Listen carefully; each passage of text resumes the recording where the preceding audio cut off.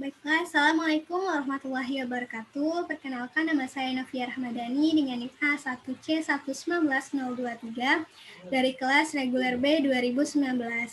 Nah, di sini saya akan menjawab beberapa pertanyaan yang berkaitan dengan praktikum kimia organik.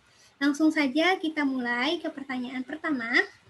Bagaimana Anda dapat berhasil mengidentifikasi unsur-unsur organik, di antaranya karbon, oksigen, dan nitrogen? Jadi di sini untuk menjawab hal tersebut, saya akan menampilkan video yang pertama untuk identifikasi karbon.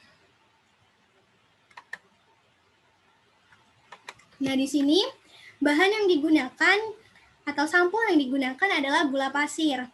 Jadi gula pasir sebelumnya sudah ditimbang sebanyak 0,1 gram, lalu kemudian diletakkan di cawan porselin, lalu cawan porselin ini dipanaskan di atas pembakar punsen dengan menggunakan penjepit.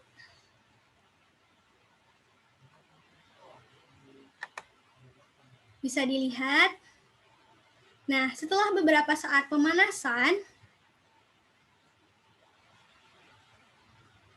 itu warna gula tadi berubah menjadi hitam. Nah, mengapa demikian? Hal tersebut dikarenakan bahwa pada saat pemanasan itu terjadi pemutusan ikatan CC di dalam sampel sehingga menjadi terurai. Nah, hal inilah yang mengindikasikan bahwa identifikasi karbon dalam percobaan ini berhasil. Jadi, karena gula pasir tadi berubah warnanya menjadi hitam, maka percobaan ini dikatakan berhasil karena dalam gula pasir itu terdapat unsur karbon. Untuk identifikasi oksigen. Pada identifikasi oksigen ini, kita dapat menggunakan uji air kapur. Jadi bahan yang digunakan itu sama seperti percobaan sebelumnya menggunakan gula pasir. Jadi gula pasir ini diletakkan di dalam wadah lalu dipanaskan di atas api. Nah, di sini kita juga menggunakan selang untuk nantinya digunakan untuk mengalirkan gas yang berasal dari pemanasan ke air kapur. Seperti yang terdapat pada video. Jadi nanti dari proses pemanasan ini akan mengalirkan gas ke air kapur. Dan bisa dilihat bahwa pada air kapur itu terbentuk gelembung-gelembung yang mengindikasikan bahwa terdapat gas CO2 di dalamnya. Nah, di dalam senyawa CO2 itu terdiri dari unsur C dan juga O. Maka setelah kita melakukan percobaan ini, dapat dilihat hasilnya bahwa air kapur yang tadinya bening itu berubah menjadi keruh.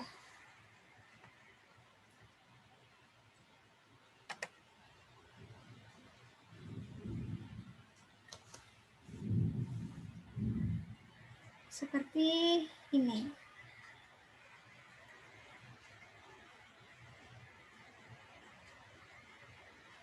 Larutan sebelum dialirkan gas dari selang itu berwarna jernih, dan sesudah dialirkan gas dari selang itu dia menjadi keruh. Nah, hal tersebut mengindikasikan bahwa dalam identifikasi oksigen ini berhasil karena larutan air kapur yang tadinya berwarna bening itu menjadi keruh. Nah, keruhnya air kapur ini menandakan bahwa terdapat unsur O di dalam senyawa CO2. Selanjutnya untuk identifikasi nitrogen, di sini kita menggunakan glisin yang sebelumnya sudah ditimbang seberat 0,1 gram. Kemudian kita masukkan ke dalam tabung reaksi. Lalu ditambahkan dengan HCl 2%. Lalu kita reaksikan tadi dengan HCl, kemudian kita panaskan. Nah, setelah pemanasan itu berubah menjadi larutan berwarna kuning dan terdapat endapan hitam, lalu kita tambahkan aqueous dan kita tambahkan NaOH 0,1 N hingga larutannya bersifat alkalis atau basa. Nah, setelah itu kita uji dengan menggunakan kertas indikator universal.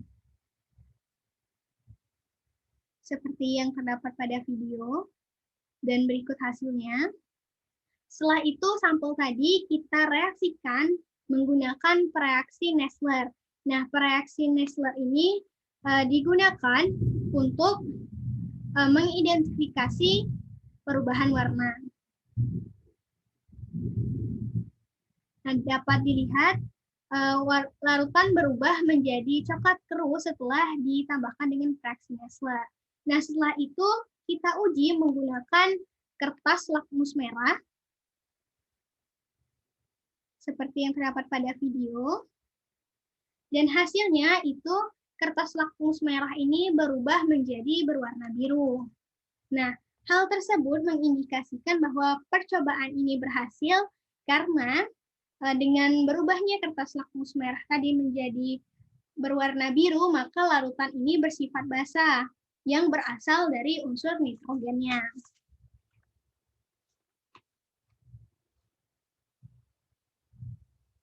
Kelemahan dan masukan untuk perbaikan dari prosedur tersebut. Nah, yang pertama untuk identifikasi karbon. Jadi di sini digunakan cawan porselen yang dijepit menggunakan penjepit lalu dipanaskan di atas pembakar bunsen itu agar melihat reaksi dari gula pasir tadi, apakah terdapat karbon atau tidak. Nah, dapat kita lihat dari video sebelumnya bahwa untuk reaksi gula pasir tadi yang berwarna putih menjadi berwarna hitam itu memerlukan waktu yang agak lama.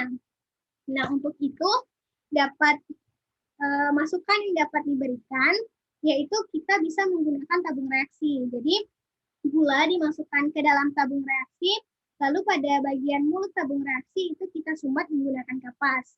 Nah, dengan menyumbat ujung mulut dari tabung reaksi tadi menggunakan kapas, maka panas itu akan menjadi tertahan di dalam tabung reaksi sehingga membuat suhunya itu menjadi cepat panas sehingga proses pemanasan itu akan lebih cepat terjadi dan lebih cepat terjadinya reaksi perubahan dari gula pasir yang tadinya berwarna putih itu menjadi berwarna hitam.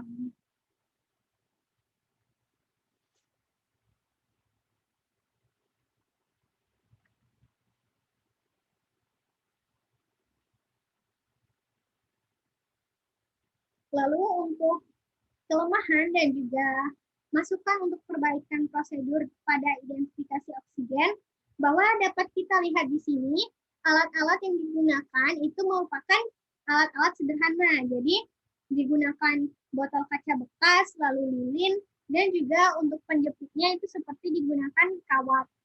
Nah, jadi untuk masukannya itu kita dapat menggunakan alat-alat yang standar. Jadi wadahnya itu kita gunakan tabung reaksi, lalu untuk sumber api kita gunakan pembakar bunsen, dan untuk penyangganya bisa kita gunakan statif.